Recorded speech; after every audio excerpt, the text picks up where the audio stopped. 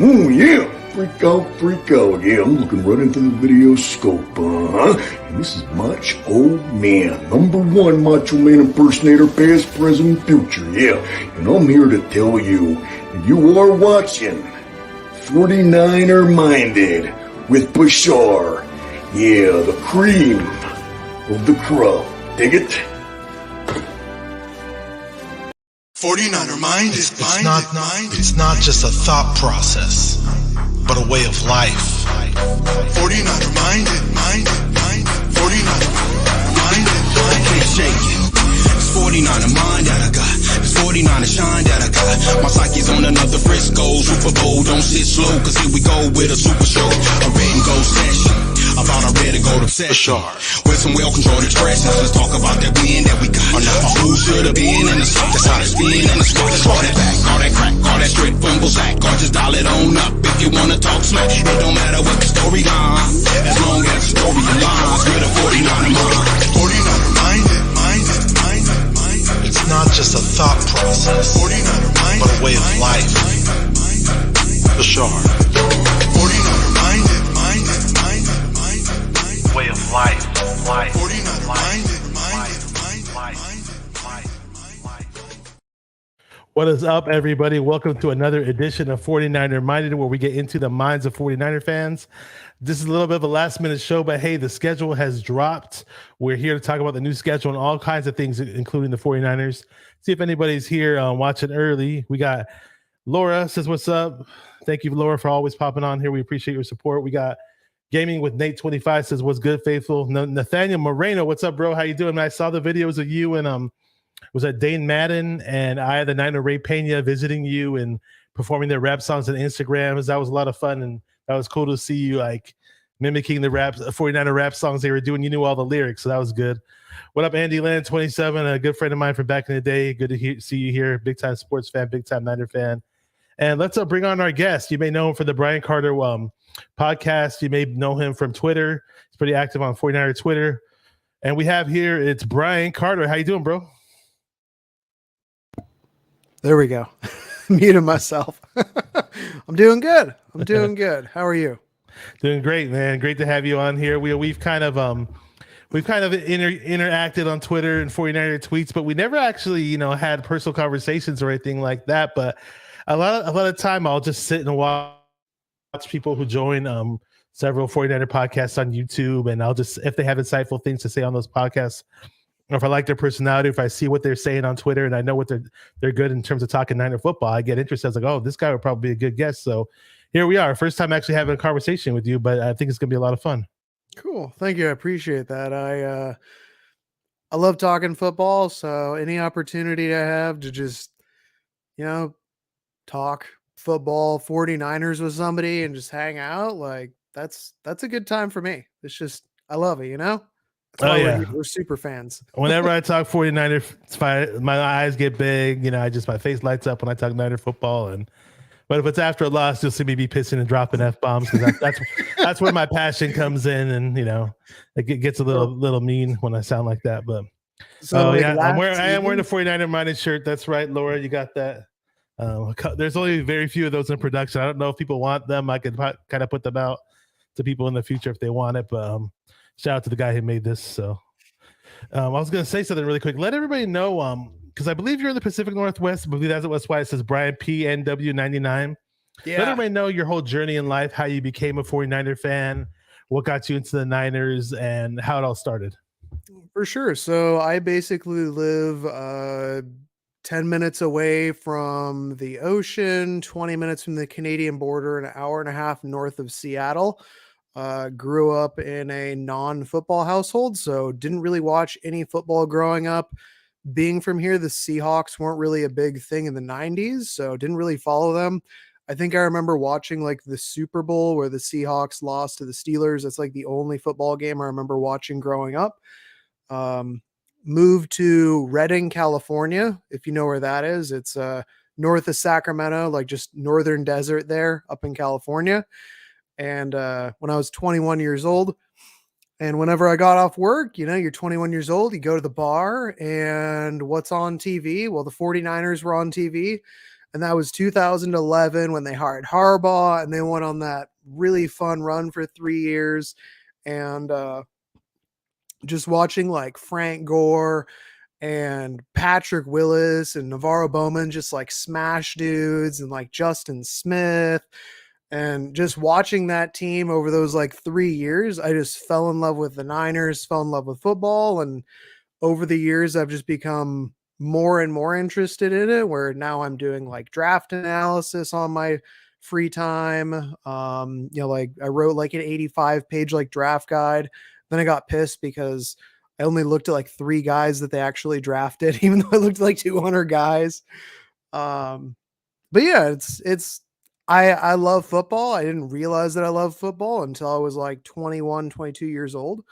But it's I guess I'm young in the sense of being a 49ers fan, but it's a strong love, that's for sure. Otherwise I wouldn't be here. Yeah, well, you definitely caught up to speed because you sure know a lot more than others who've been watching for a lot longer. Not saying not saying you're the all-knowing god of 49er football, but you definitely, hey, if you're running the podcast, that means you know a whole lot more than the average fan, in my opinion. So, and I caught on late in life. Usually, like when I see a guy like you, I'm assuming you're from, your family's been here probably for generations. I'm a first generation family. I was born in the Middle East, and so my family didn't know what the hell football was when we came here. And I thought I got into it late when I jumped in sometime in elementary school, like my last year of elementary school is kind of when I jumped into it. So, and it's kind of around the time my brother was a little older than me, God rest his soul. He was in junior high at the time and he got into it. So we both kind of simultaneously became 49er fans, but it's not like I had people in my family watching it. Like we never really watched it around the house until my brother and I got into it. Then we started watching it around the house, and it is what it is, but later in life, it kind of became a family thing where extended members of the family, cousins, and some uncles started getting into it. And especially during those late 80s Super Bowl runs and all that, it was really fun to watch, some of those playoff games at certain aunts and uncles' houses. And so it's all cool. Just everybody has their own experience growing up as a Niner fan. I like yours because you did yours completely on your own, which is just awesome. And now you're just this guy that's totally into it, as if you've been watching it ever since you're 6 years old or something. Yeah. Yeah. It was, everybody's got a different jersey. Some people are born into it. Other people, they, move 1,000 miles from home. And the only thing to do when you're alone and you're 21 years old is watch the Niners at the bar, and then they kick ass that year, and it's really fun. Apologize about the language. I don't know. Oh, it's okay. Well, if you've heard me on this show, I've dropped plenty of F-bombs. So this is like preschool right now, what we're doing. That Harbaugh season, the 2011 season, was a great season to dive into the 49ers. And, you mentioned Navarro Bowman and Patrick Willis. Those guys were a lot of fun. And interesting, you said Redding, California. Because you said Redding. I live in Roseville. I've never been to Redding, but Roseville's not too far from there. And I grew up in the Bay Area, actually. We got Mara Devro. So this is probably a good friend of yours. Says, let's just say Brian. My girl. Oh, there you go. Okay. Shout out to Mara. Let's just say Brian is so knowledgeable that he made me a 49ers super fan. There you go. You converted somebody. Here you go. Yeah. And we got Randy, Daytona Beach, Daytona 500. He says, good evening, ladies and gentlemen. What's up, Randy? Good to see you here. Yeah. Let me ask you this. What was your first experience going to a 49er game? The first, oh my gosh, probably one of the best games ever. Like legitimately. The first 49ers game that I actually went to was the 2019 season in New Orleans. Do you remember that crazy shootout where it came down to like the last second field goal and it was like 42-45? That was my first game. Where Kittle was like the bucking Bronco at the very end. Kittle had like 3 guys. I'm literally in the stadium, and the whole game, it was just like, they would score, we would score, they would score, we would score, they would score. And I was like, like having a heart attack in the stadium, and that dome there, it just like amplifies the echo. And then I'm like, oh my gosh, it's like 4th and 2. The game is on the line. And I just see Jimmy like get it to Kittle, and where I'm sitting like basically end zone of where Kittle is going. So I'm just seeing Kittle like run at me, like carrying dudes. And I'm like, It was the coolest thing ever. How far up were I your feel seats? How spoiled. close were your seats? I was definitely in the nosebleeds, but I Oh, didn't okay, care. It okay. was amazing. Okay, got it. Hey, They hey, were I expensive, heard too. that game. Talked to some people who went to that game. I heard that game was pretty much a 49er takeover. Like there were tons of 49er fans there. There were. It was crazy the amount of Niners fans there. It seems like we show up everywhere. Because again, I live hour and a half north of Seattle, so for ever since COVID happened, I've been making it to every 49ers game where they play in Seattle. Went there last year and there was a ton of Niners fans. But yeah, no, that was my first game. It was incredible. Probably I've yet to go to an away game. I need to knock that off my bucket list. Who knows if it I haven't happens been this to year? a home game. I need to Oh, go to a okay. home So if you ever game. do come to a home game, maybe let us know and we can all try to make something out of it. That'd be cool. There you go. Okay, so but yeah, I mean, you mentioned the crowd noise over in New Orleans, and then you said Seattle. How is the crowd noise compared to New Orleans in terms of Seattle? Since supposedly Seattle's got this really loud crowd. At least we see it on TV.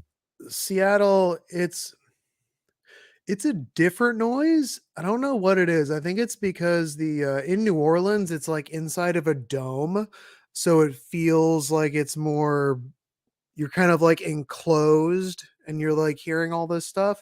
Seattle is just like you feel it like amplifying through your body. It's wild.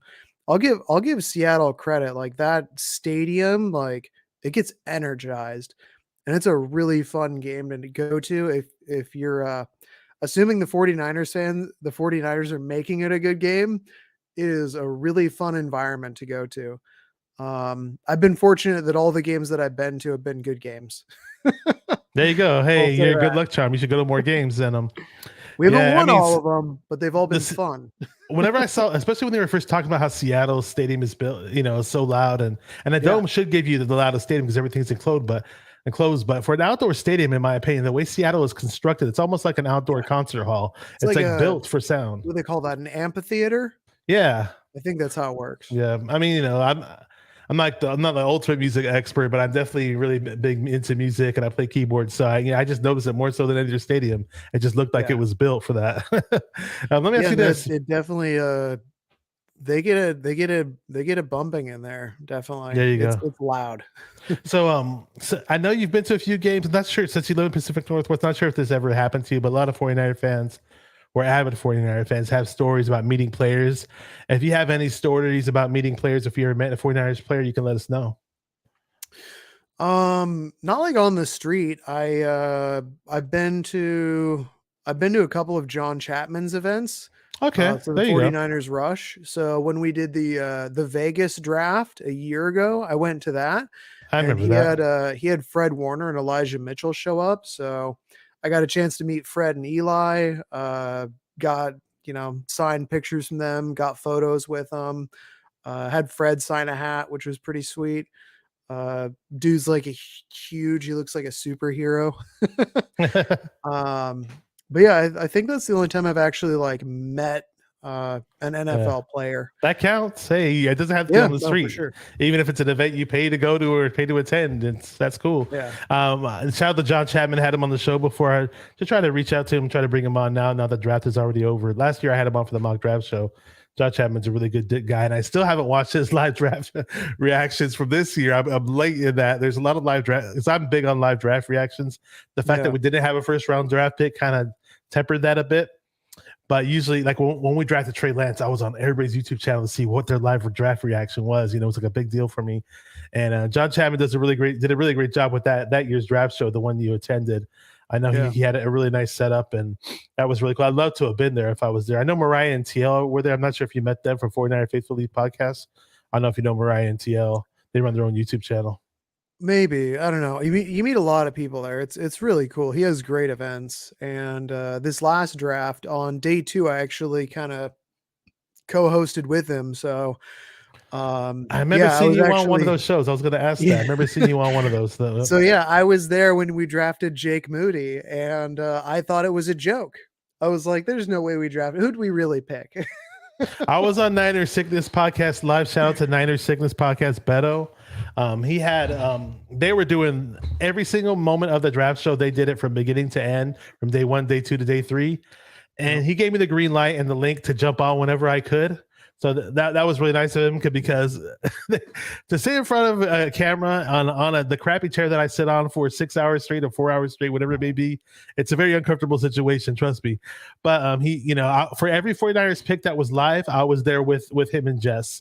And I believe 49er Media was the other guy that was on there. And nice. Boy, when they made that Jake Moody pick, I was not a happy camper. I was just like, because I was pounding the tape because when we first traded up to get Ji'Ayir Brown.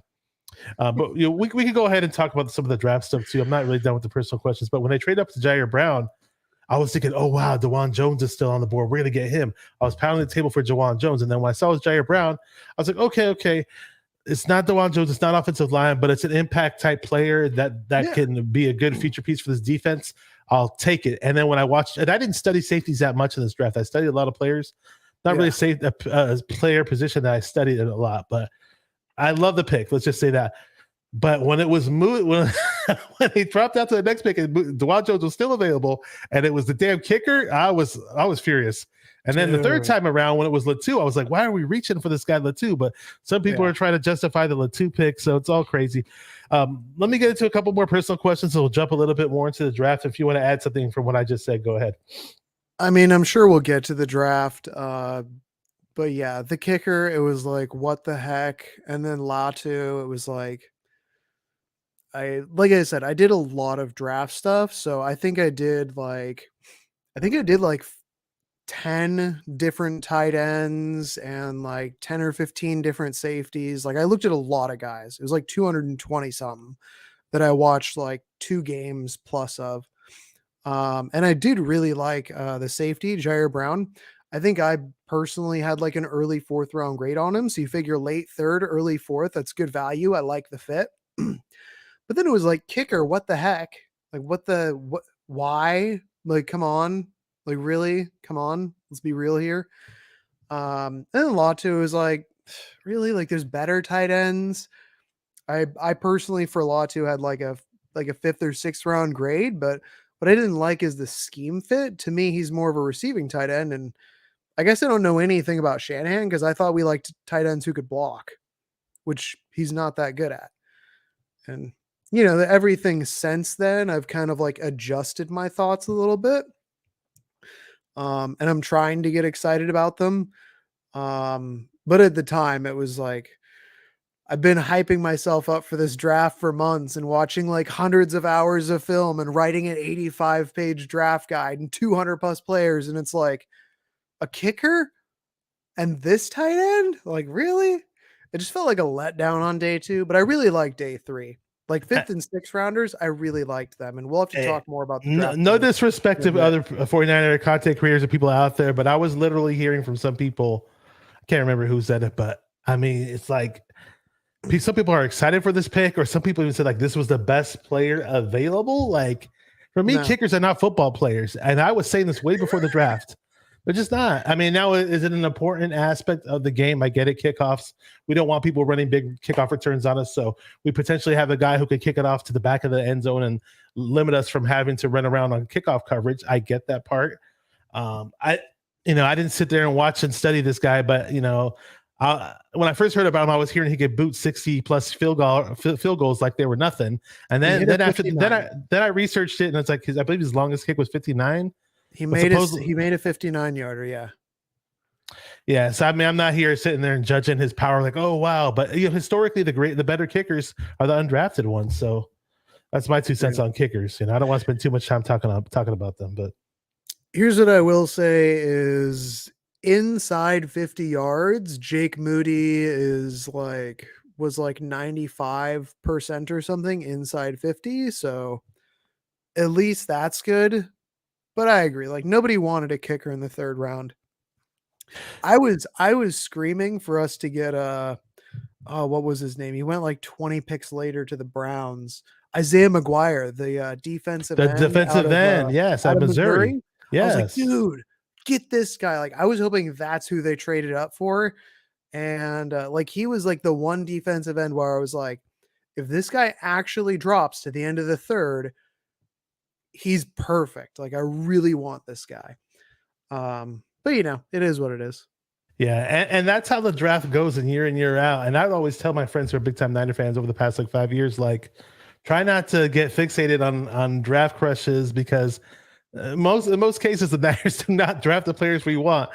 But you yourself, so that's crazy. I didn't know you drew up some big draft guide or whatever. I mean, for me, I didn't do anything. I didn't go that far, but I did do a whole bunch of mock drafts for myself just for fun, for me to get acclimated with certain players and who may be available during such rounds. And I did plenty of live mock draft shows. So when I had people on and we did all kinds of live mock draft stuff. So, that way I even got more accustomed with players and more accustomed with which other 49er fans who they wanted, but it's a crapshoot. And we didn't even have high picks. We didn't have a first pick or first rounder or second rounder. We were all the way to the bottom of the freaking third and we traded up to mid. Yeah, it is what it is. Let me just do this really quick because I like to finish up my personal questions. To me, nothing goes together with football better than pizza.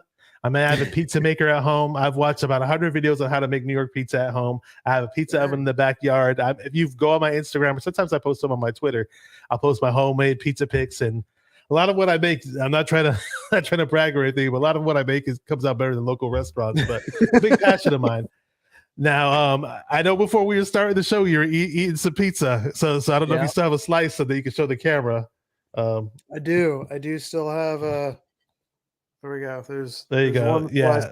And this is the segment that I call pizza time. So what I'd like to ask is on pizza time, what is your favorite type of pizza? Because there's different styles of pizza. And if you have a preferred set of toppings or even your go-to local pizza place, go ahead, let us have it. I think in general, I usually just like a good Supreme. Like just kind of like a whole lot of different stuff on it. You got your meats, you got your vegetables. And I'm trying to watch my weight, so I usually stick with a thin crust. Mod Pizza is an awesome place. I do love Mod Pizza because you can go in there and you can throw everything on your pizza. So I don't know. Yeah, a lot of those places have become trendy. I notice over in the Bay Area, Northern California, where I live, we have Mod Pizza really close to where I live, actually, right down the street from me. Yeah. There's also Blaze Pizza. There's Pyology. There's similar places where you walk in, it's like Chipotle, and they'll make you a personalized pizza, and they'll throw on whatever toppings you want. And it's a one set pricing where you can have as many toppings as you want, and it all costs the same. And it's funny though, because when I have this conversation with East Coasters, they're not big on the whole combination Supreme style pizza that I love and that you love. And I think it's more of a California type, Midwest to California type thing. East Coasters they probably want something that's like this thick and just like 2 inches thick of like crust, and then just pepperoni or something stupid. Yeah. Well, East Coasters, usually, I mean, they like the New York style, the big huge slices that are thin that you can fold. And then the Chicago in Detroit, you got the deep dish. You got the Detroit style deep dish or Chicago deep dish, but they just don't like throwing a whole bunch of toppings all at once. It's just funny. Oh, here we go. Randy says, Bash, when you asked me the best pizza in New Jersey, don't have a great answer. I never had a bad pizza in New York or New Jersey, so I never thought about it. Margherita pizza is the best. Okay, there you go. I still got to go to New York. Mara Devro says North Fork Brewery, especially after a killer hike. There you go. Okay, there's a plug. If they're watching. Shout out to you guys. Yeah, we went camping one time. And then we stopped there on the way back home. Like we were camping up in the mountains. When I was saying I live like 5 minutes from the water, I live an hour away from like the mountains the other way. So we were camping up in the mountains. And then on the way back, we stopped at this place called North Fork Brewery. And it was probably one of the best pizzas I've ever had. So I will give them credit. Probably not many people who watch this are ever going to go there because it's like a tiny little place that's in the middle of nowhere, but it's good. Maybe one person will go there. You never know because of what you just said. If you go, it's great. It's in Deming, Washington. Okay, there you go. I've only been to like 2,000. I've only been to the Seattle area once, way back in the early 90s. I actually have cousins that live out there, so it's a nice area. Actually, more so than 2 hours away from Seattle in the middle of the mountains. So there's a lot of trees and yeah. One thing about Seattle, that Seattle area or downtown Seattle, more so than any other place I've been to, it reminds me of the Bay Area actually. So you get a nice familiarity type of feel if you do go up there. Let's talk about the other picks really quick. So we did talk about Ji'Ayir Brown a little bit. Yeah. Sounds like you're big on that. I like that pick. What I like about him really quick to touch on just a little bit more. And he's just another swarmer to this defense. I mean, when I think about this defense and think about who we have on this defense potentially, I see swarmers. Talanoa Hufanga is a swarmer. Off that blitz, he's amazing. Ji'Ayir Brown looks very similar. Fred Warner, Greenlaw, that's what I love about that aspect. And then now we possibly have D Winters in the mix, so I just love that aspect. 100%. Like I remember watching him and I really liked him, but I didn't appreciate how good he was until I saw his stats. His like last 2 years of college were ridiculous. Like his last 2 years of college, it was like 10 interceptions, 3 forced fumbles, like 9 or 19 pass breakups. I think he had like a dozen tackles for a loss. He had 4.5 sacks his last season. He can blitz. He's a lot like Hufanga. Like the dude is just a playmaker on the ball, and he just forces turnovers and makes big plays. He's really fun to watch. I think he's going to be great, and he's probably going to do that kind of like red shirt rookie year where he kind of like plays special teams, learn the position, and then next year he'll probably really just step in and be a starter. I'm guessing Tayshaun Gibson retires. Yeah, he probably does. Let me just throw out a big reminder: like and subscribe to the channel if you're new to this channel, especially. Never hurts to hit the like button, subscribe, hit the bell notification that lets you know every time I go live. And for those of you who do not know who Brian Carter is, click on the description box of this video. I have the link to his Twitter. Follow him on Twitter. He's very active on there. Gets involved in a lot of 49er discussions on there. And he does have a podcast that's on multiple podcasting platforms. I dropped a link for that as well. Apple Podcasts, Google Podcasts. And it's definitely check it out. So like and subscribe to the channel if you guys are new. Appreciate it, you guys. And we got a new guy in here. I've seen him on other chats like Niner Sickness and a few other chats. John LaJoy, if I'm saying that name right. He says, "What's up, Basher?" Ooh, my name's actually Bashar, but if you want to call, people have called me Basher when I was a little kid. Some elementary school kids used to call me that. That's okay, but it's actually Bashar. I love his logo. I don't know what it is. I can't tell what it is. Spiral. Oh, okay, that's what it is. Dude, that's sick. It's so small for me, so I couldn't figure out what it was. Yeah, what's up, Somi? I see you here. Says, "What's up?" Yeah, we're just touching up a little bit on the draft later. We will dive into the schedule because that's a big topic for today. Everybody went live to talk about the schedule and more so earlier on. If you missed it later, you can rewind. I always like to get to know my guests. So I asked Brian all kinds of questions about his upbringing as a 49er fan. And we dove into what your favorite pizza thing is. So you can see that if you missed it. Randy says Bash Smash kind of take on Hulk Smash. Hopefully the 49ers smash up some teams this year, this upcoming schedule, and then with our new draft picks. I know we talked about Cameron Latou. You know, when Cameron Latou was picked, I was like, when I was on the live thing with Niner Sixes and Jess, I was like, this not only feels like a reach, I feel like this is a reach. But then some other people, like when Grant Cohn was live, Grant Cohn made a little live reaction videos after every pick, and he literally said this is the best tight end available. And some other people were saying that Scott McLuhan, our former GM, was pumping up our pick. And I watched the film and I don't see what they see. The only thing that I saw that kind of looked good, he looks like he has a presence in the red zone. John Chapman said from watching his film that his best attribute is high pointing the ball. And when he doesn't get much separation, he can still win certain matchups. And we don't really necessarily have a guy that can do that can battle out and win certain jump ball type matchups. So the jury still remains to be seen on this guy. I think with Cameron Latou, if you're wanting an inline blocking tight end or someone that you thought that the Niners wanted, you're going to be disappointed until he develops as a blocker. But if you want a very big pass catcher, he is a very good catcher of the football and he runs good routes. So he can get open in zone. He can get open versus man. He has very natural hands. I just didn't think he made sense for the team because when I watched, I think I watched like 3 games of his.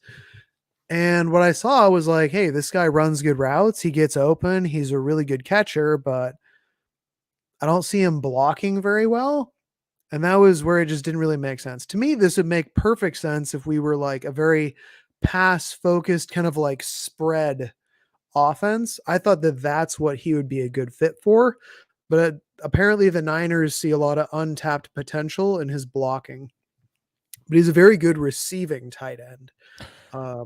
I just If hope that makes better than sense. Dwelly and Warner and these other guys that we have, and we did pick up another tight end as well, which we'll talk about in just a minute. So Yeah. let's fast forward a little bit. So I don't want to focus too much on the draft picks. So I do want to cover the draft picks, and then we'll get into the schedule, of course.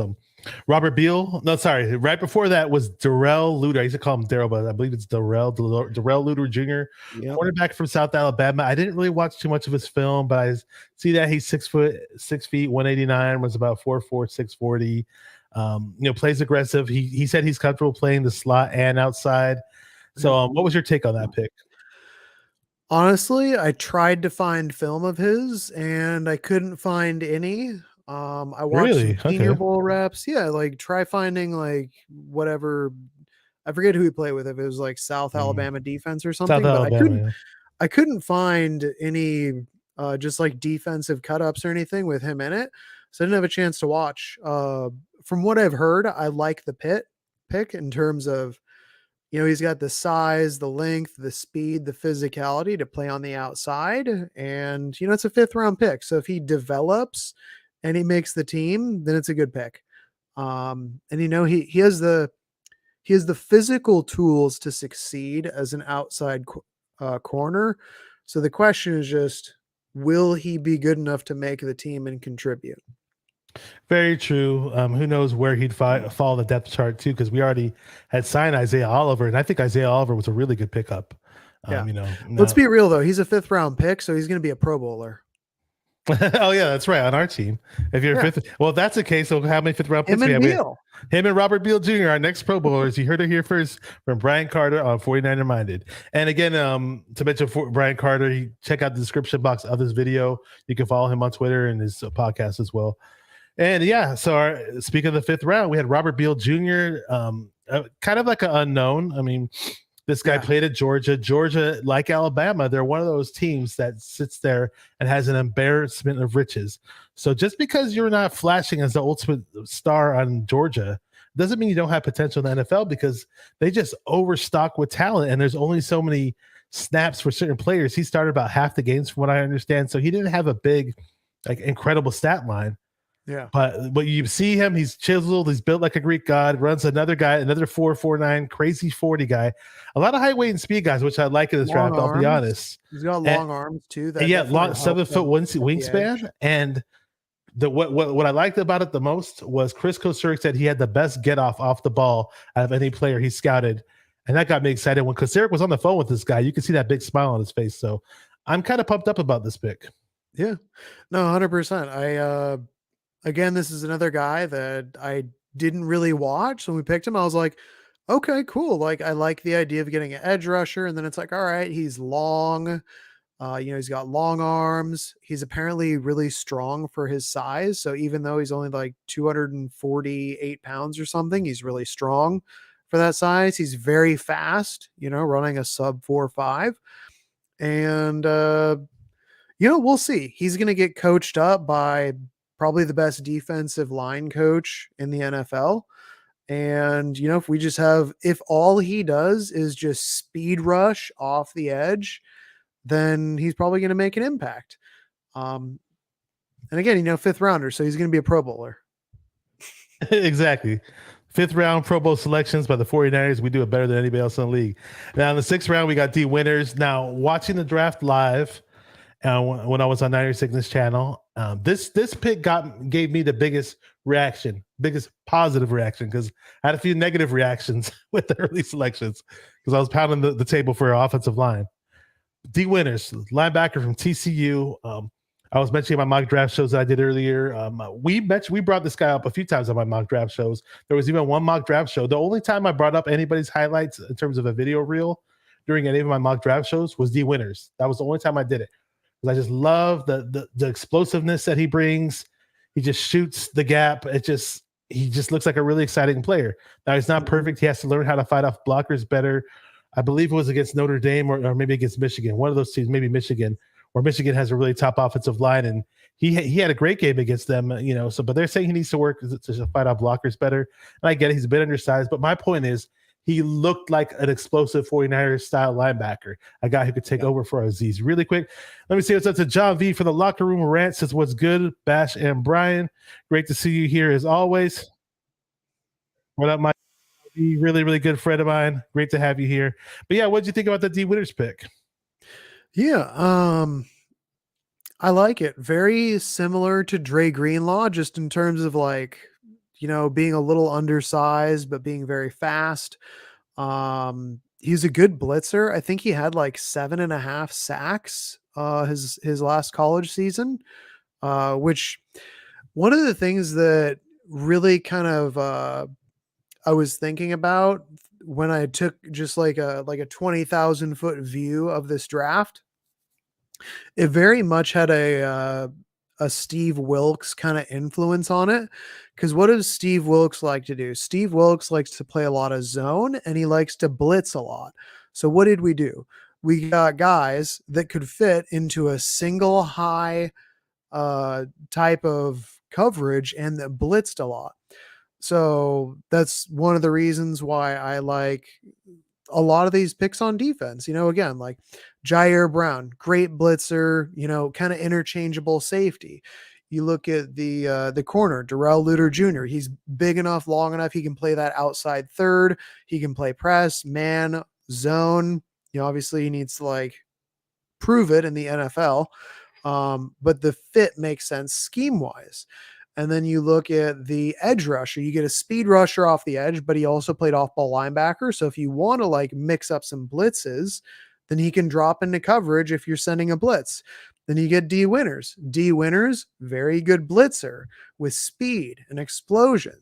So a lot of these guys, when I took a step back like a day or two later, I really got this vibe of Steve Wilkes had a very big influence on this draft in terms of the defense, and they picked a lot of guys who are very good blitzers. And that was one thing that stood out, was just he can blitz and he's really fast. Yeah, and that I was saying the whole swarmer thing. That's like my nickname for for just somebody who's a blitzer. Some people, I just love the fact that we're going to have that ability. And Jonathan Wilkes, I keep calling him John Wilkes, Steve Wilkes. I don't know why I was John Wilkes Booth from the guy who shot Abraham Lincoln. Steve Wilkes. I love the fact that I hear he's an aggressive blitzer. And I love the fact that he's a defensive back guru. And he's got his handprints, his fingerprints on a lot of these picks. Going back to Ji'Ayir Brown, when you see him on the phone with Ji'Ayir Brown, that video the 49ers.com and the 49ers Twitter put out, you just hear that connection between him and Ji'Ayir Brown on the phone. You feel the connection, and I love the fact that even though we lost, our other defensive coordinators in the past, it looks like we got another one in Wilkes, which will be really nice. Got a good one. Yeah. What up, 49ers Chanel? All the way. I believe you live in Guam, if I'm not mistaken. It says, "What's up, faithful? Been a while since I see you in my chat. Welcome back. Good to see you, bro. I appreciate everybody. Hit the like button, hit the subscribe button. As my friend Pete from Niner Fanatic Podcast says, tell a friend to tell a friend, a Biggie Smalls reference. But we're going to go ahead and finish up in these draft picks. After that, we talked about Cameron Latou. Seems like a lot of people like this other tight end better, Braden Willis, tight end out of Oklahoma. Some people think it would have made more sense for us to draft him with the third pick at 101 rather than and swap those picks and draft Cameron Latou later. But either way, we got them both. What's your takes on this tight end that we got from Oklahoma? Kind of similar in the sense that when I watched him, I was like, hey, this guy's a little undersized, and I think he makes more sense as kind of like a move tight end and a spread offense. I will say, I think that going back to pre-draft, and I'll be honest, like I got kind of burnt out from the draft, so I haven't really watched a lot of these guys film yet, and I need to go back and rewatch a lot of them. But what I remember is that I had Cameron Latou rated a little bit higher. I think I had him as like a 5th, 6th rounder, and then I had Braden Willis as like a 6th, 7th rounder. So close. Latou a little bit higher. And I liked Latou. I liked Braden Willis. He just seemed like he was really small. I feel like he was probably playing about like 230, 235. But other than that, I mean, he plays hard. He breaks tackles. He's a solid receiving option. He lines up all over. He can line up as like in the backfield has a halfback or a fullback, or he'll line up in line, or he'll line up in the slot.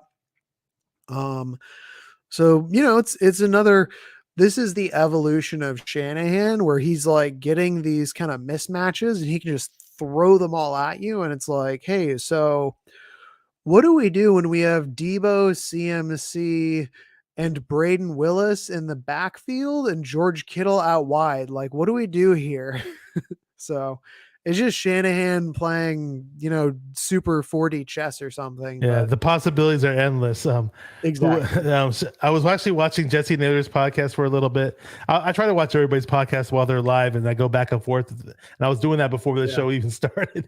So this caller called in, Gammon Brown. Shout out to him, and I know him on Twitter. Really really nice guy. He called in and said something funny. He said, "Oh wow, expect this 49er Wildcat package to come out during the season where we have." I think he said you have Trey Lance and Darnold and Brock Purdy in the backfield all at once,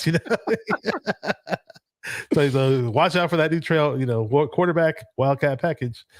Yeah, it's just funny.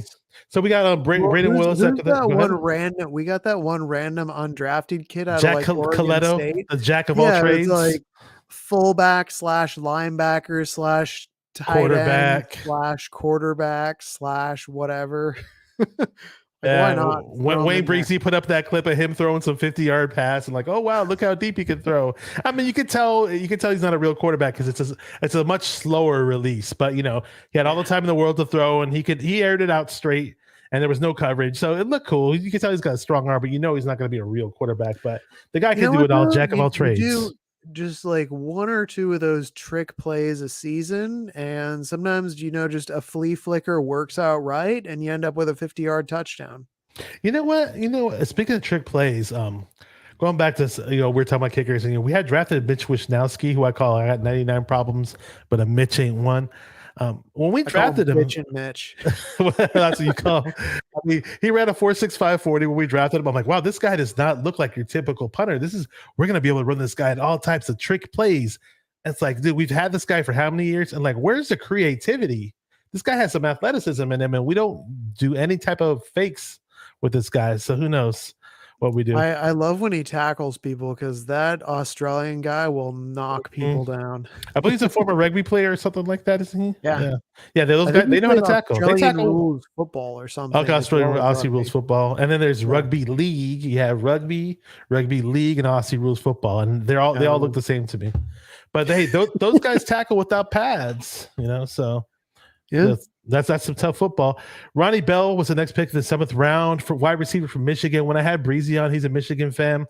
We selected him, and I didn't know much about him. I've seen his name pop up and watched a few highlight reels here and there, but I didn't really dive deep into him. But I don't know if you're more familiar with him than I am. And what did you think of the pick?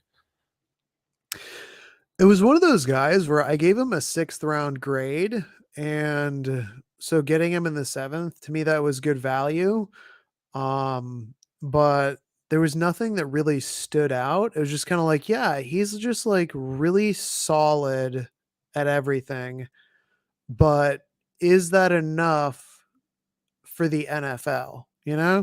Like if you're dominant in college, there needs to be something that you need to be so good that it'll elevate to the next level. And while he was a really, really good college player, there was nothing that I really saw where I was like, oh, this is specifically how he's going to win in the NFL. So my kind of thought process was, hey, in the 7th round, like, I like it. He's probably going to be competing for like a wide receiver 6 position. But you know what? Like, he's got special teams value. Maybe it makes sense. Apparently he's like he's a kick returner, a punt returner. So if he can be, your returner / your number 6, wide receiver, do some other stuff, maybe he makes the team and he can develop. I know he only ran like a 4.55, but I mean, so did Devontae Adams. I don't think speed is everything. It helps. Yeah. But I think it's all the other Adams. stuff. Yeah. You mentioned Devontae Adams. He's the one player who just looks way faster than his 40 time. I guess because he's so good. Yeah. It's rare that, we get a lot of guys. Football speed to me obviously matters the most. I mean, back to 40 times, and people were ragging on Talanoa Hufanga is slow 40 time. Ji'Ayir Brown didn't run the fastest 40 either, but when Talanoa Hufanga ran that pick 6 against the Rams, they timed it at one of the faster times. So I mean, how much for a slow 40 time? I think he was doing like 21 miles an hour trying Yeah, to get away from she's Stafford. maybe if I get a pick six and they throw me in the NFL game, with my slow high school 40 time, maybe I would have clocked a lot faster than I normally did.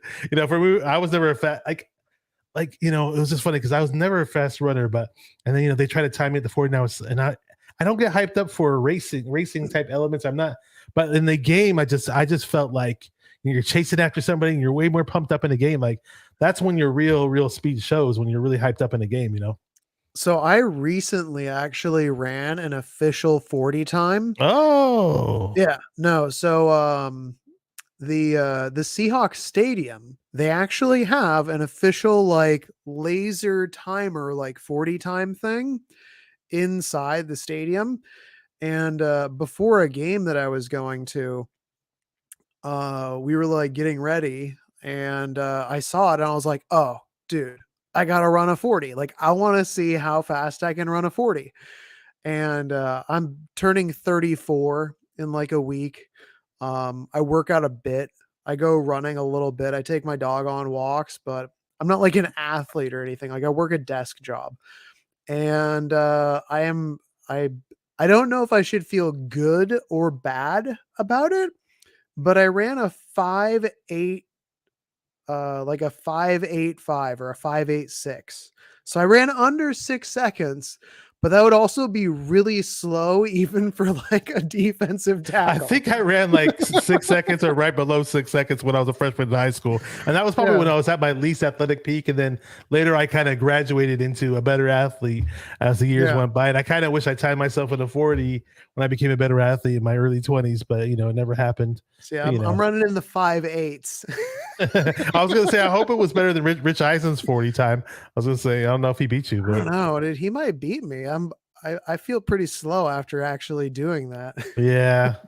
I got you. All right, so let's jump off to Jalen Graham. This seemed like the most lackluster pick, but then again, it was our last pick in the entire draft in the 7th round.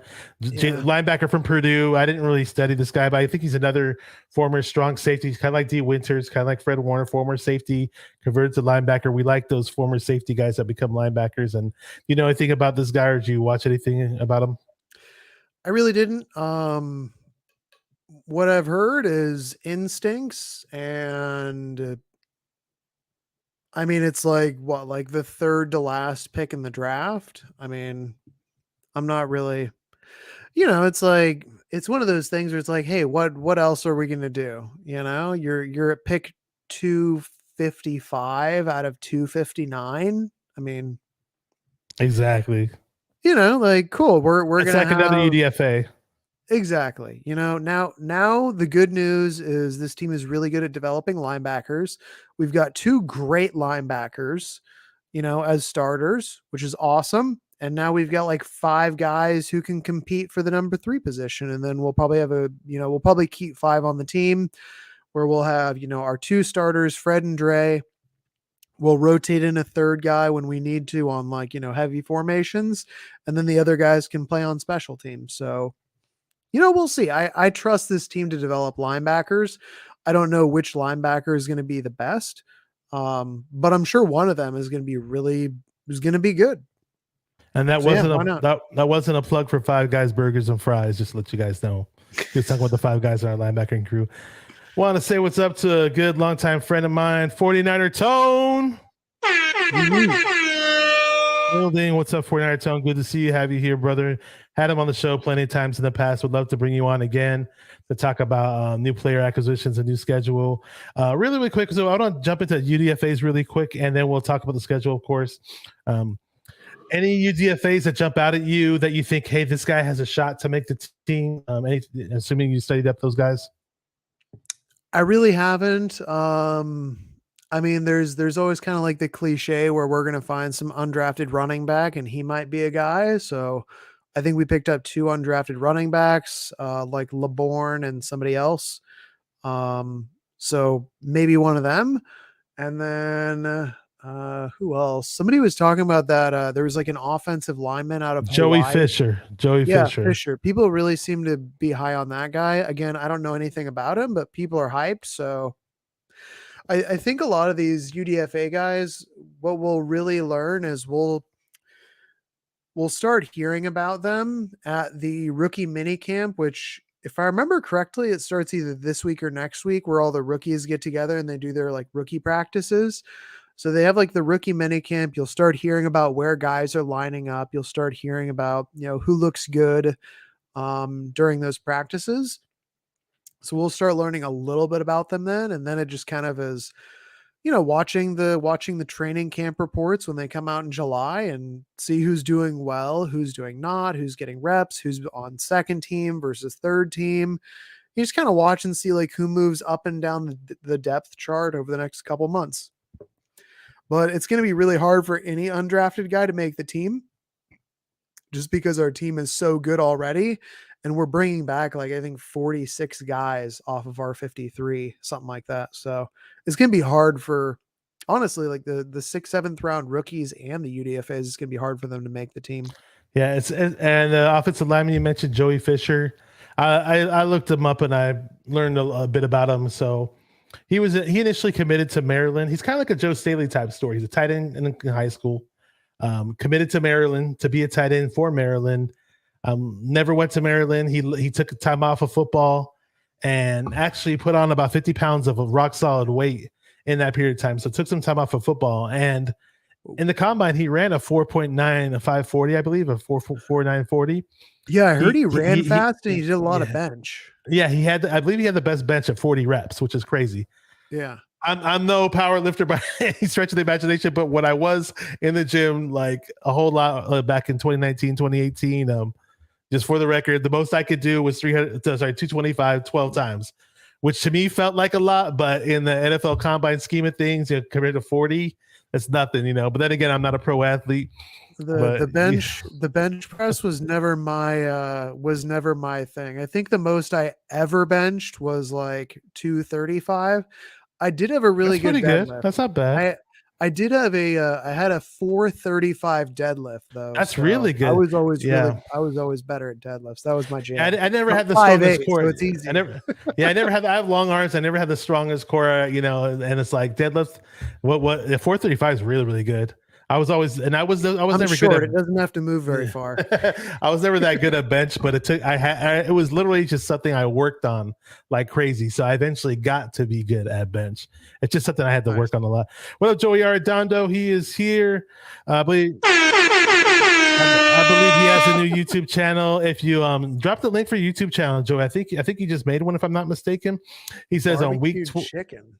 I saw that reference too. I gotta. He said week 12 to 16 opponents equal barbecue chicken. We're gonna pull up the schedule pretty soon. Yeah, we're gonna put. So it's Seahawks, Birds, Seahawks, Eagles, Seahawks, Cardinals, Ravens. Mm-hmm. Okay, I get it. Yeah, pretty soon I'm gonna throw up that schedule on the screen and we're gonna be talking about it. But yeah, with these UDFAs, I mean, our roster. You're right. Our roster is like completely loaded. I mean, it's no lie about that. I mean, we're much more loaded than a lot of other teams. Dude, we're so stacked. And then what's his name?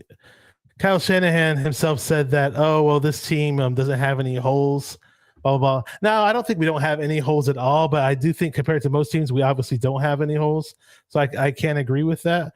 So I'm going to go ahead and share the. I would say we have a couple question marks, but I wouldn't say we have a hole. Like right tackle and whoever is on the other side of Bosa and the slot corner, like those are question marks, but it doesn't necessarily mean that there's a hole there. Like we've got guys, it's just who's going to be like the guy and how good is he going to be?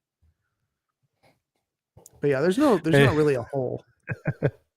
Yeah, that's funny. Yeah, I mean, for me, it was McKivitz was the question mark to me, or still kind of is. Like, I don't like I know they're saying, well, they're confident about McKivitz, and last year they were confident with Jake Brendel, and they're like putting McKivitz on his pedestal. And somehow. Aaron Banks.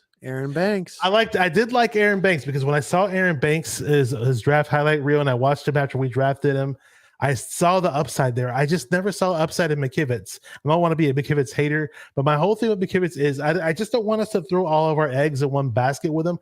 Why not try to challenge him with a guy like DeJuan Jones, or even if we draft to Blake Freeland, or a lot of those other names that were available during the draft? That was my whole thing about offensive line. We did also pick up Matt Pryor, I think is his name, and he played like Yeah, I think a better Matt half Pryor. dozen. I think he played like 6 or 10 games at right tackle for the Colts last year, if I remember, or not the Colts. If I remember correctly, he had like 6 or 10 games where he started for the Colts last year at offensive tackle. So you got a little bit of competition there at right tackle. We'll see. True. But what worries me about Matt Pryor is I saw a lot of film where he was just looking like a human turnstile. So, and I know he's a huge big guy, but I hope maybe we could make something better out of him. Who knows? Maybe him going against Bosa in practice will I help. am a positive, hopeful fan. I like to be positive, but I'm not saying I'm a hater or Debbie Downer, but I just like to encompass all angles is the way I look at it. And I am a former offensive lineman in high school, so I just want to, like, when I see the damn Eagles offensive line or the Chiefs offensive line, it's like, why can't we replicate what they do? And I know when I had Javier Vega on here and we talked about that, I mentioned that, and he's like, well, you're not going to have all pros at all positions, and we have all pros where it matters. And Trent Williams is an all-pro, yada yada. I get that, but I have seen teams with complete offensive lines. Now we picked up John Feliciano, and we might, who knows? They said they might move Burford out to right tackle. So who knows what we do with the offensive line? But I just want it to be better than it was last year.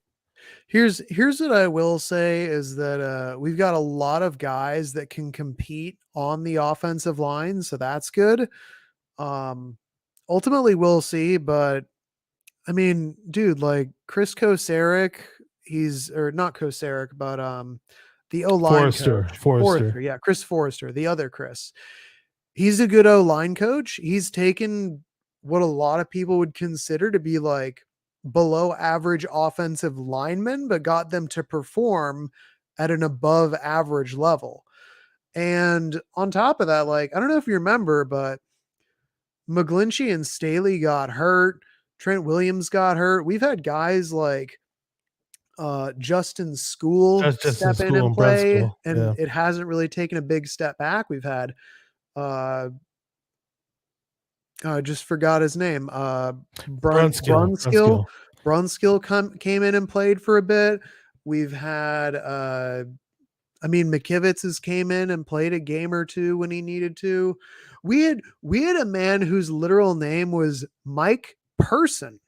Mm-hmm. Like the most basic name you could have. Like, what's your name? Mike. What's your last name? Person. Oh, like you're a person? Yeah, I'm Mike Person. He's a people person. He was our starting guard in the Super Bowl, and the offensive line was solid. And I don't even remember who was like the starting center, because like I think he retired like the next year. Like they'll figure out a way to make this offensive line work. I do agree with you. I wish that we had some higher level talent. Somebody with a higher pedigree, like right guard or right tackle.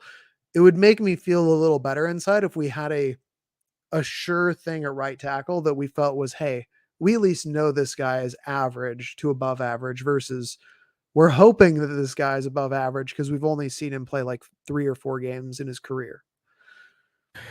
John V cracked me up. He said Person was complete trash in that Super Bowl. He sure was. Oh my gosh. He was letting that, not Chris Mike Jones. What's it? Chris Jones. I was about to say Mike him. Jones, like the rapper. Chris Jones just wrecked him. It was, I will say, Mike Person had one of the coolest photos though. Remember that picture of him just like caked in mud after the Washington game? I didn't see that. I gotta look that up. Oh, it was a glorious picture. But yeah, Person. We had a guy whose name was Person.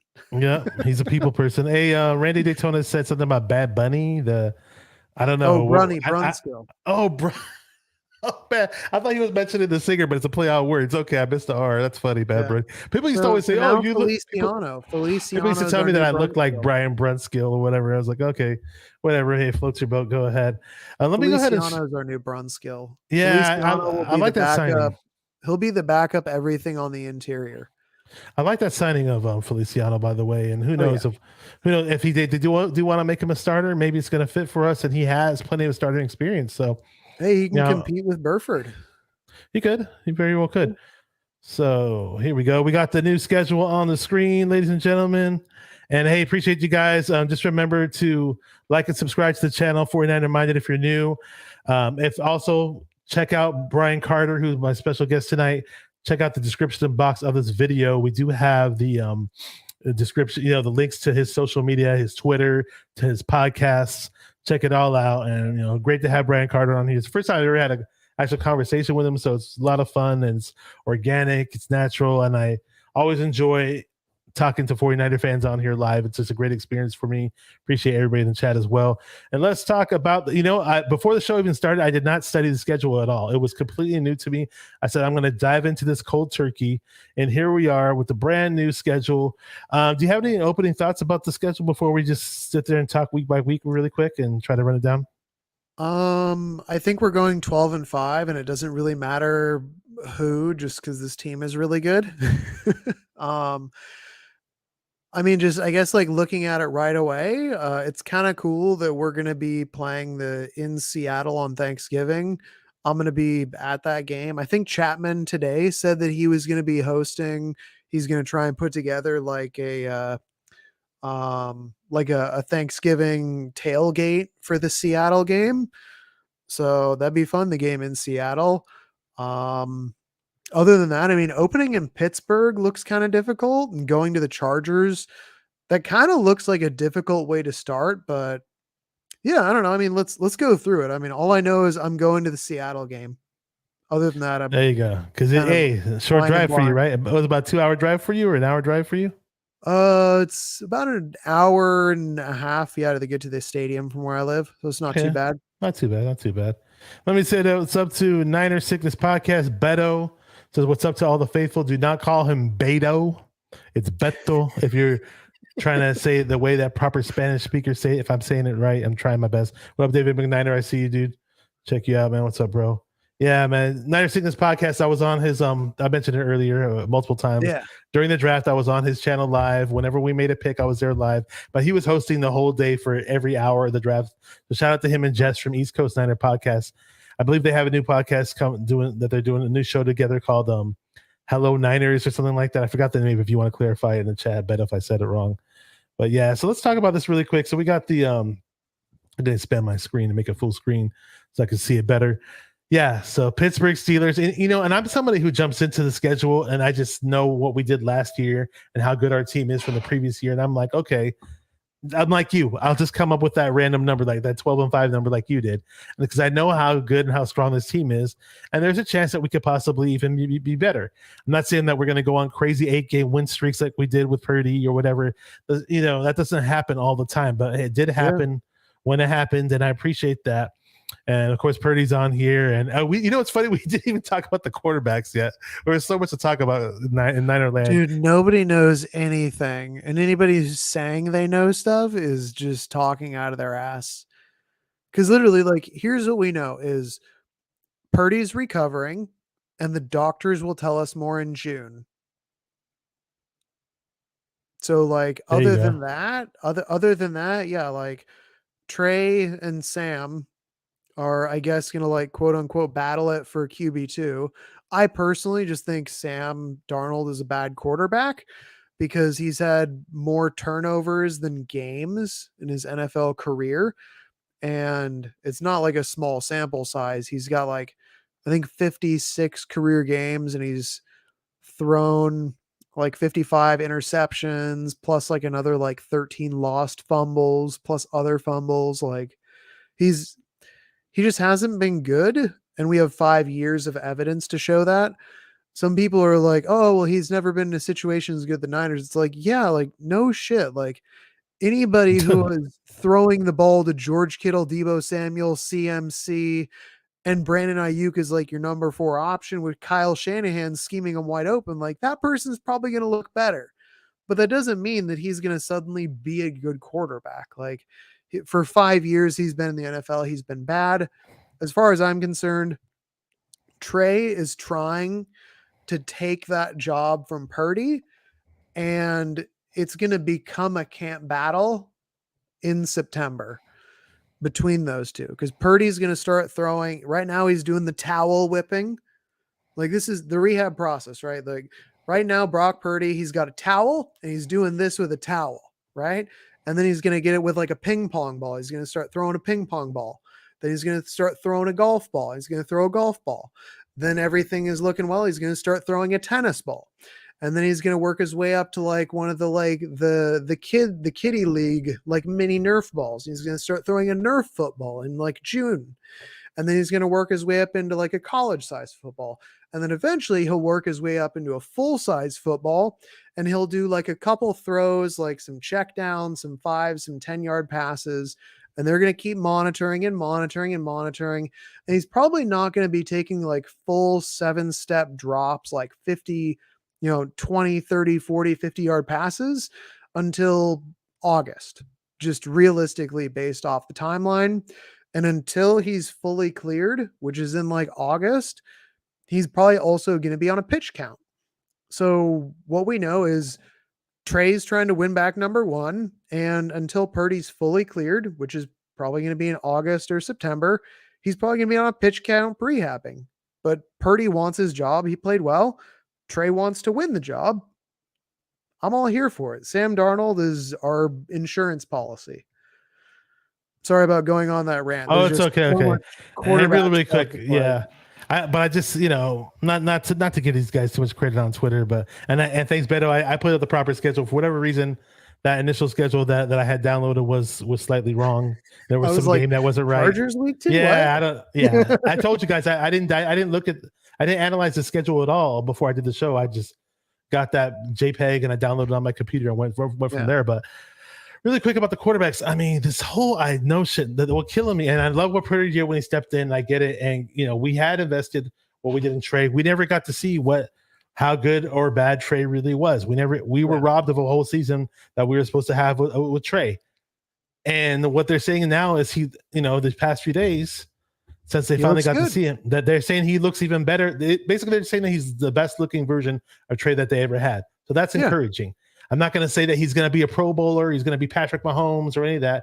He did work with Patrick Mahomes, QB coach and all that. But I'm just saying just like this negativity that he's a bust or he sucks or he's trash or he's garbage. And what's the worst player the 49ers ever drafted? Like slow down. Slow the F down, please. Like he turned 23 like 2 days ago, and he's played 4 NFL games. Like literally nobody knows how good he is. It realistically takes quarterbacks like 2 or 3 years before you really see how good they are.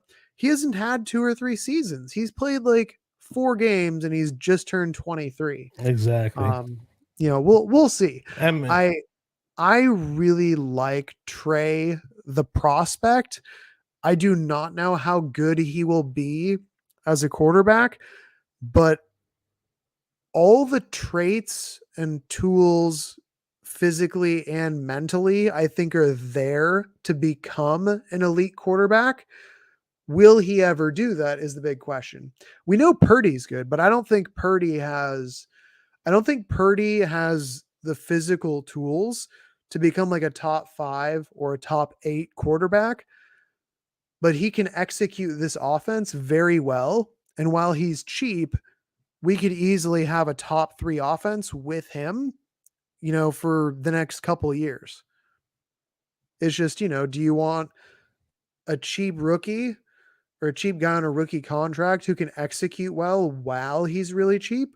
Or do you want to hope that this other guy turns into a top 5, top 8 franchise guy for the next 5 or 10 years?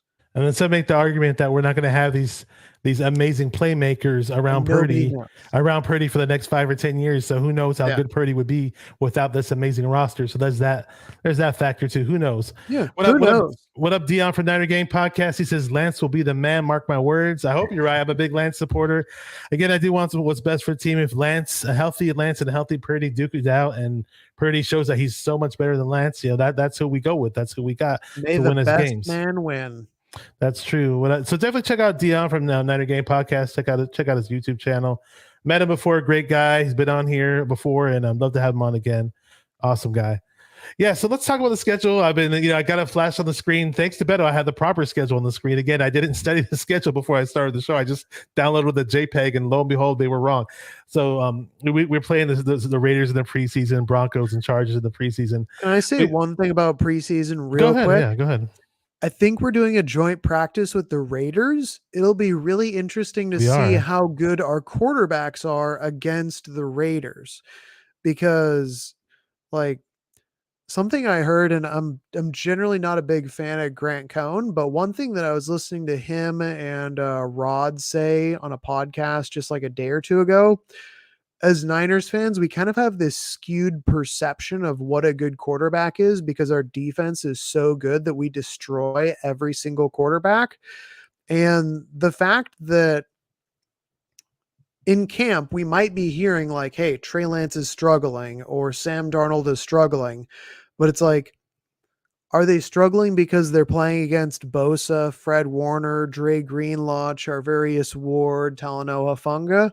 I'm really curious to see how good our quarterbacks look against the Raiders in practice. There's just kind of one thing that I think is going to be interesting is the joint practice reports there. We're gonna be practicing against Jimmy G. That's the thing that stands out to me in practice. That's our former savior, Jimmy G. Who everybody seems to talk about like he was one of the greatest 49er quarterbacks of all time. I don't know. he That's was solid. That's what some 49er I fans would appreciate him. Okay. We had I don't we know. had some I'm not good trying to be mean times. to the guy. We did. I just thought, I was once we made the switch to Trey, I was so excited to see Trey and didn't get to see him in the capacity I wanted to see him. But so what did he say? So our preseason against the AFC West, pretty much, yeah. And Dion said, a joint practice against Jimmy, laughing my ass off. I'm gonna die when Fred and Dre and D picked Jimmy off. Well, remember the Chargers were doing that? They were picking Jimmy off in practice and they were laughing at him or whatever. And then when they did it in the preseason game, they laughed on the sidelines. So hopefully the Niners will be laughing during games and in practices. So during real games when it counts. We're going to be playing September 10th. Preseason doesn't count. September 10th against the Pittsburgh Steelers in Heinz Field. It's a little tough environment though. The Steelers are 15-2 in their home openers. I mean, it's not now we are the superior. I'd say we're the superior team on paper, but I'm not gonna say it's gonna be easy pickings either. Yeah, no, I agree. Like when I saw at Steelers week 1, to me that seems like a very difficult way to start out the season, just because the Steelers and Mike Tomlin, like they're very well coached. They're typically very disciplined and they usually don't make a lot of mistakes. And the Niners usually take like a month or two to really get in rhythm and gel offensively. So I could see this being just kind of like an ugly, slow kind of week 1, like slug it out, just kind of like ugly week 1 game. I think it's going to be a tough physical game, but I just kind of have a feeling it's going to be an ugly game. Yeah, it might be, and that's regardless of who's playing at quarterback for us. We just always get off the slow starts. Maybe we change things around this time around. The good news is we are playing in Levi South on September 17th against the Rams. I don't want to overlook them or whatever, but I don't want to get too in depth about that game either because we just tend to do well there, and we had an amazing showing there. September 21. That'll be our get right game. So if we lose week 1, we're definitely winning week 2. Yeah. So yeah. Who knows what happens? David McNider says what's good. Okay, says James Richard Garoppolo will smile after he throws those picks. Oh yeah, he's always got that smile ready because he's like, hey, these guys are mad at me and they may be pissed off at me, but the moment that camera shines on me and I give them that smile, then it's going to be all good. So here we go. Yep. We got the New York Giants at September 21st. That's a Thursday night game. Home opener. Yeah, I mean, Daniel Jones got that big contract, and Brian Daboll gets his team pumped up. What do you think? I still can't believe that he gave Daniel Jones 40. Did you know he threw 15 touchdowns last season? And he got that contract? Wow. He threw 15 touchdowns, and they gave him $40 million. Now, that being said, the Giants,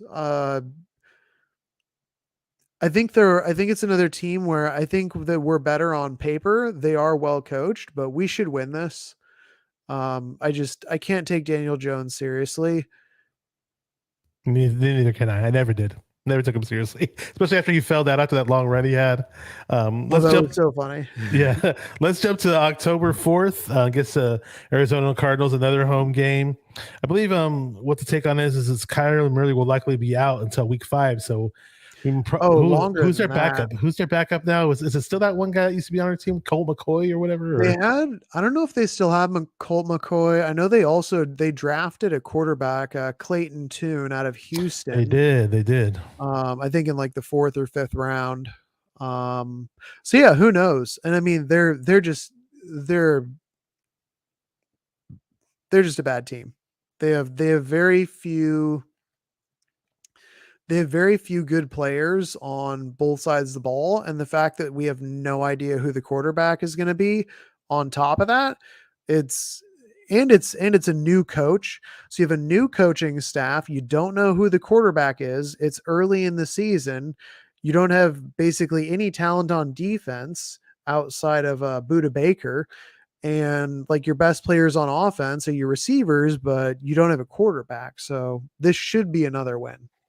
Okay, so October 8th, we're playing the Dallas Cowboys, another That home should be a good game. game. It's 5:20 on NBC. Maybe Sunday that's night. Monday Night Football. There you go. Oh, Monday night. Gonna be in Cleveland on the again at the in Cleveland, October 15th. So that's a normal morning. That's a 10 a.m.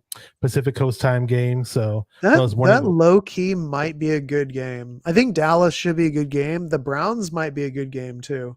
I'm wondering if what's his name? Deshaun Watson. I'm wondering if he actually looks like his gets old good self. again. Yeah, Because he's a he good was player. so good until he went through all that weird stuff.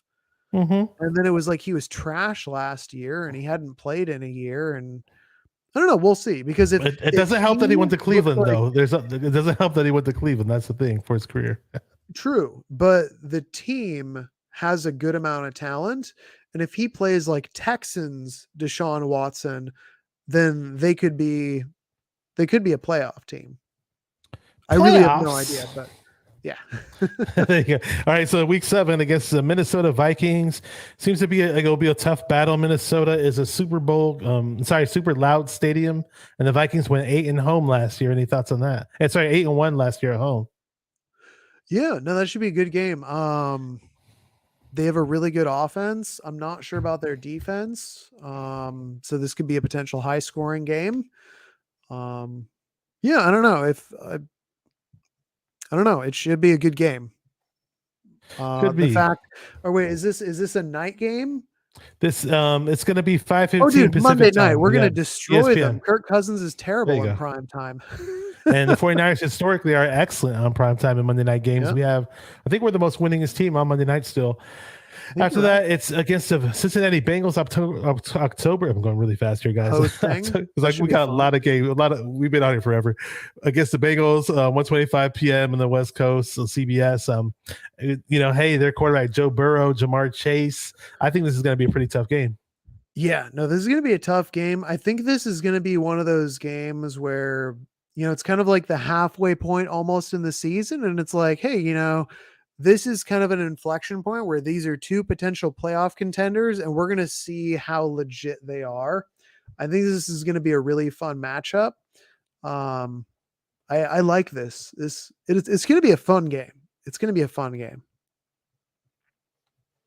And that's what we do is we hope for fun in terms of winning. Our bye week comes in week 9. And Laura's back in the chat. She says she's putting out a little happy face. Always good to have Laura here. People think I man her account and I'm running both my account and she's a bot or whatever. So you can think what you guys want to think. Go right ahead. And leave it out. That's what you're really doing. That's what you're really doing there with your mouse and keyboard. I'm the puppet master. Hey, I can multitask. I can type up all kinds of. I can text on my phone while I'm doing the show. Smiley faces on. Oh yeah, I can do it all the time. Week 10. I like the bye week being in the middle of the season. Me too. Finally, that's a regular bye week. Mm-hmm. And who knows who gets injured? I don't know. Not gonna win that we don't have injuries, but hey, it'd be nice to have your bye week in the middle of the season so you can rest certain players from whatever injuries, and you know how that goes. It's football. People do get injured, unfortunately. Week 10 at the Jaguars, November 12th. It's going to be a morning game on the West Coast.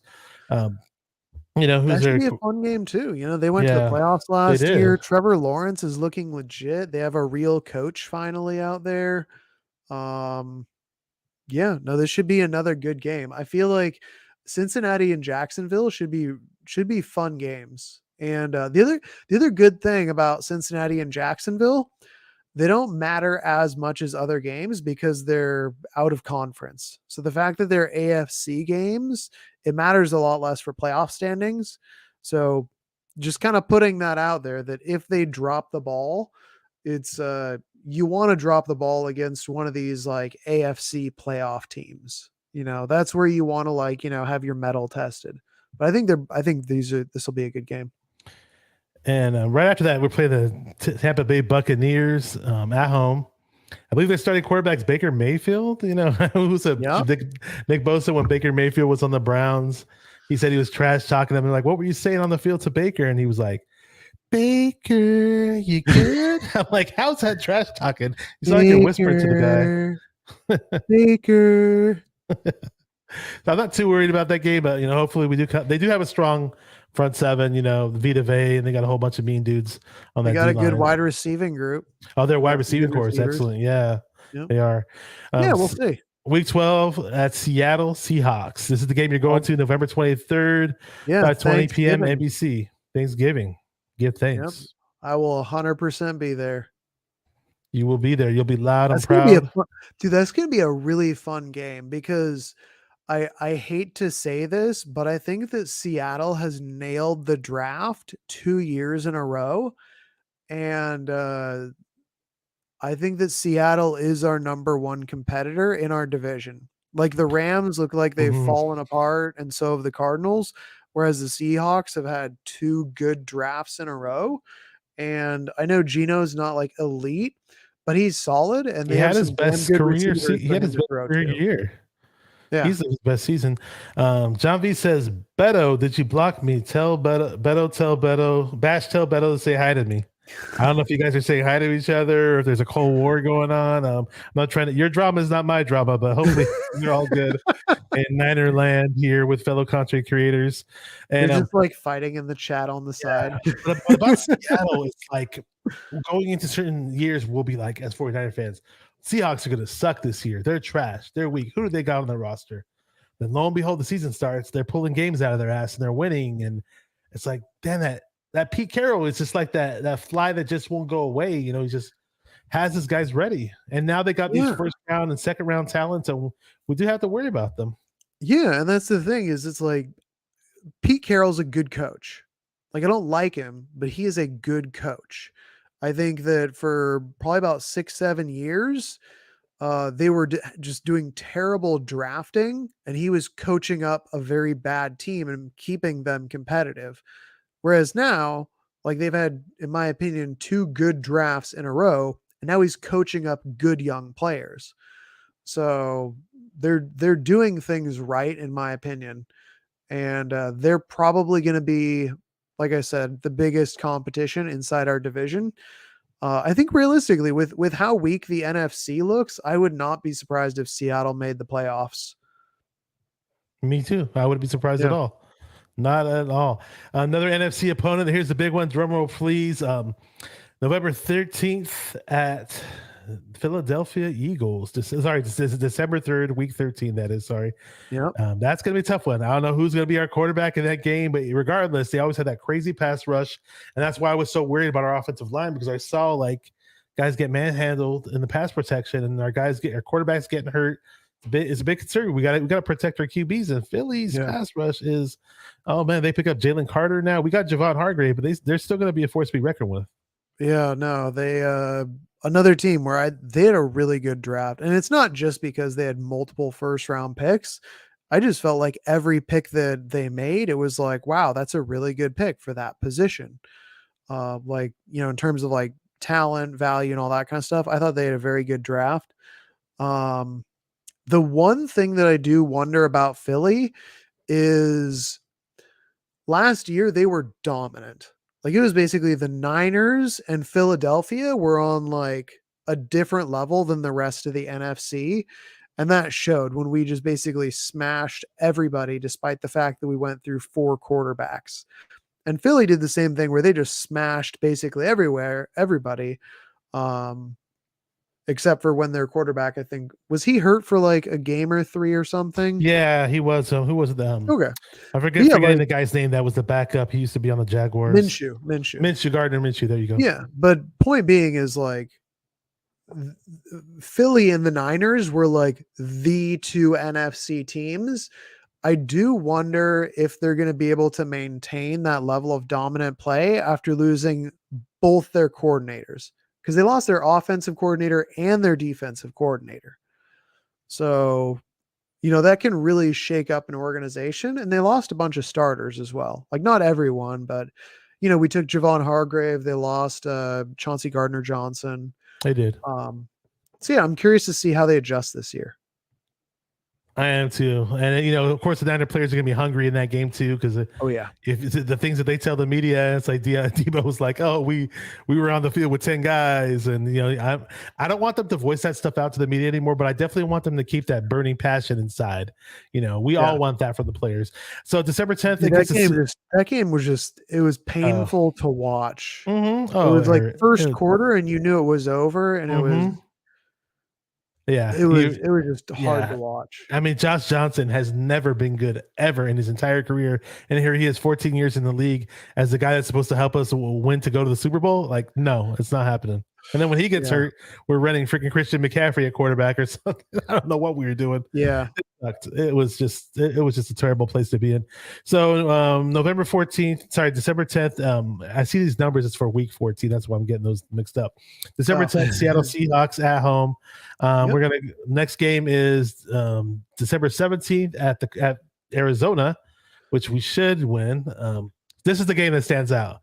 Baltimore Ravens at home. Lamar Jackson, that tough Ravens defense on Christmas. Yes, on Christmas, and we've lost to the Ravens in Baltimore. It was a really close game that one time back in 2019, I believe, when we had Raheem Mostert, and was it the 2019 season? I think, yeah. And that was the year we went to the Super Bowl. I feel like we should have won, but we didn't, and it was so close. And historically, that team has played us tough, man. Yeah.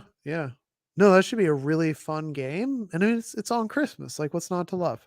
There you go. The season of giving. So the week 17, December 31st at the Washington Commanders. I love saying that. I've been so used to saying the old name. I'm not going to say it because people find it offensive, but trying to get myself accustomed. It doesn't feel like a football team name.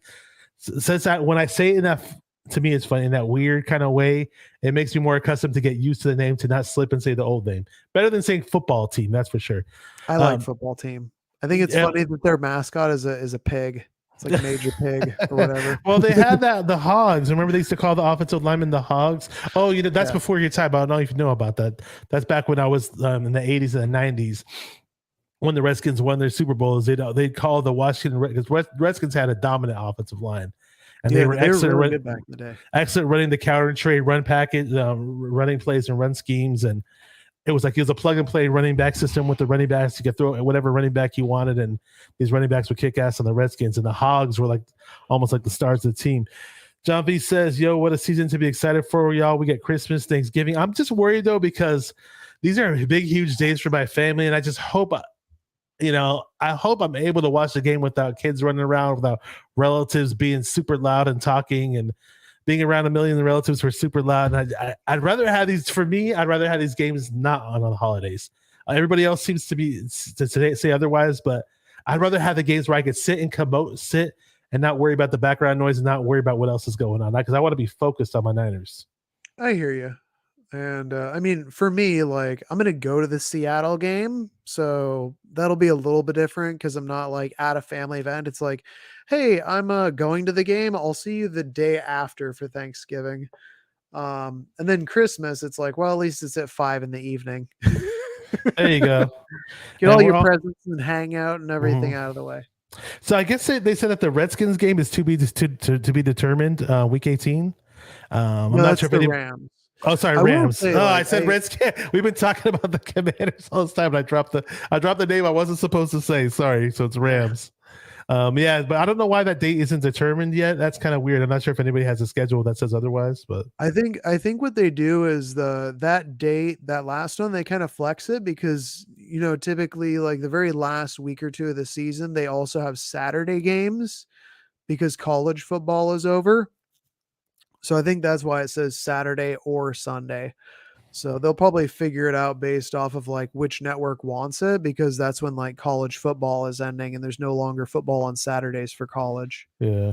Laura asked about how do you feel about football being on Black Friday? I know there's going to be some people. I'm not sure how many teams are playing on Black Friday, but I remember that being announced. Did you hear about that?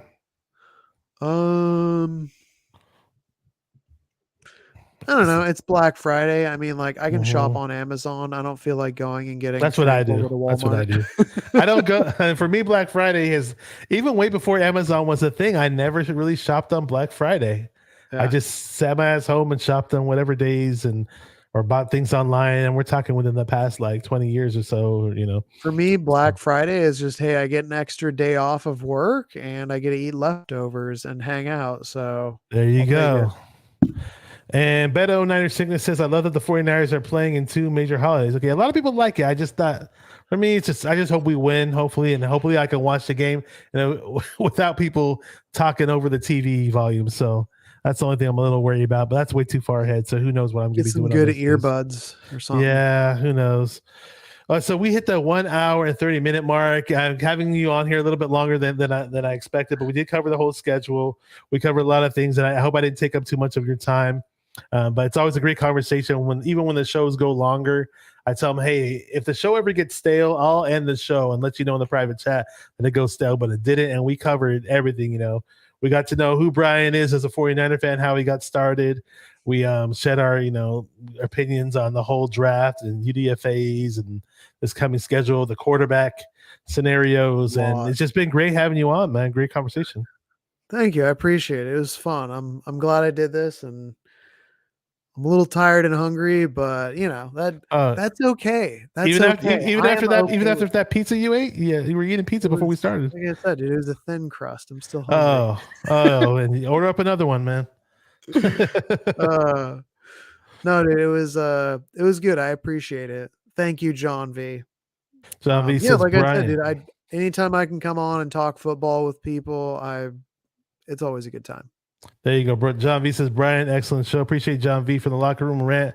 Subscribe to his YouTube channel, Niner Sickness Podcast. We had Dion in here from Niner Gang Podcast. So it's great to have love and support from fellow Niner content creators. And again, follow Brian Carter on his Twitter account. I did post it, the information in the description box to his Twitter account, to his podcasts, wherever you listen to your podcasts, whether it be Apple Podcasts or Google Podcasts, or even he has his own link to all kinds of different podcasts, websites. Yeah. That if you follow me on Twitter, I always have my most recent podcast pinned. So that's the easiest way to find it. So like the Apple Podcasts and Spotify, I always just have it pinned. And they're infrequent. Sometimes I'll post like 3 or 4 in a week, and sometimes I just won't post for a week or 2. But I make them. It's fun. I'll do. I'm infrequent 3 too. to 6 a month.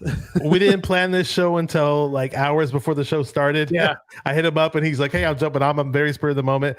A lot of people are like, I don't do my show where it's like a set time and set day every week. And I didn't even go live until this week. I was on the NWO podcast where we alternate channels, usually 49ers Sickness, a Niner Sickness channel, 49ers First Takes channel, on No Border Sports channel with Ryan. I've seen you on with Ryan before. And I believe I'm going to be hosting the NWO show on Monday, either this Monday or the next Monday. But that's a fun show that I do. But yeah, love to have on guests that are returning guests or people I have never had on before, which case in point you, and I'd love to have you on again in the future as a returning guest. That. Mara Devro says, great show, guys. Appreciate you. So again, shout out. You got to get to bed, babe. Like, don't she's in the military and she needs to go to sleep so she can wake up bright and early. Well, we better, don't let her sergeant know. Yeah. So thanks everybody in the chat. We'll seeing all you guys, shouting all you guys out. I don't think I missed anybody. Thank you guys for watching 49er Minded, where we get into the minds of 49er fans. Keep repping those 49ers and stay 49er minded. Peace. Let's go. Go Niners. Come on, 49er faithful. Let's get it. Because it's 49er mind. We gotta do this one time for the Empire. It's 49er mind.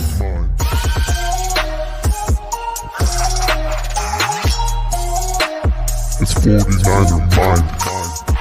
We gotta get that brick by brick real quick. 49er mind.